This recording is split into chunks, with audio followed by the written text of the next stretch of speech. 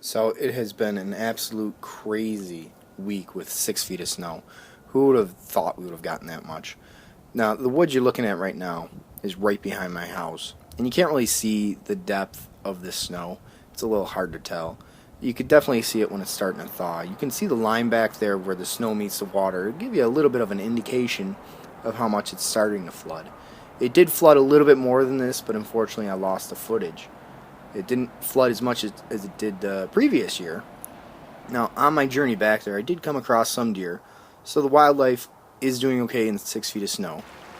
Now, this is the main creek way in the back behind all that woods, and you can get an idea of how high the ice is and how close it is to the bank and where the water level is. Now, this is actually the same spot a day or two later. And that waterfall you see right there, during the summer, you can normally walk across that waterfall. It's only maybe 4 to 6 inches deep on that waterfall. This dam, this waterfall was put in place for the reason of trying to break up the ice during the winters to help prevent ice jams. Now, this is from 2013 in December when we had some major flooding back there, and you can see the difference. To my knowledge, it did not get this high. And this is a little further up the creek, just to give you an idea of how close it is to the bank, how much ice buildup there is back there, and how close it is to some of the houses. Now, a lot of these houses had a major damage last year, and again, this is footage from last year before the creek went over the banks.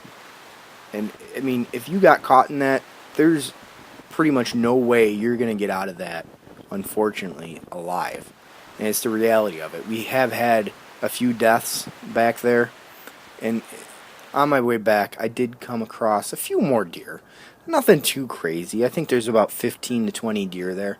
If somebody really wants to go ahead and take the time and try to count this, I couldn't count it. There's way too many, and the video isn't that close on them. Unfortunately, I didn't have my other lens on me. So if somebody does get a somewhat decent count, I'm kind of curious myself to know. Now, what you're looking at here, the water and the ice down there, that actually rose to the top of the banks during December of 2013. Now, I did the math then, I didn't do the math now, of what 14 acres of water, well, I should say 14 acres with 6 to 8 feet high water would be, how many gallons that is.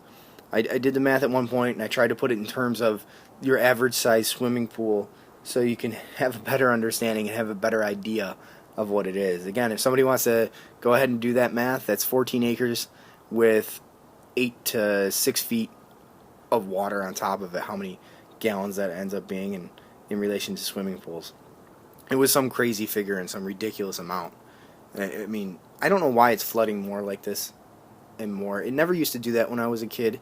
I could always walk back through the water. At most, it maybe rose 3 feet. Well, I want to thank you guys for watching, and give me a thumbs up and subscribe. Definitely share this video with your friends, and don't forget to check out some of my other videos.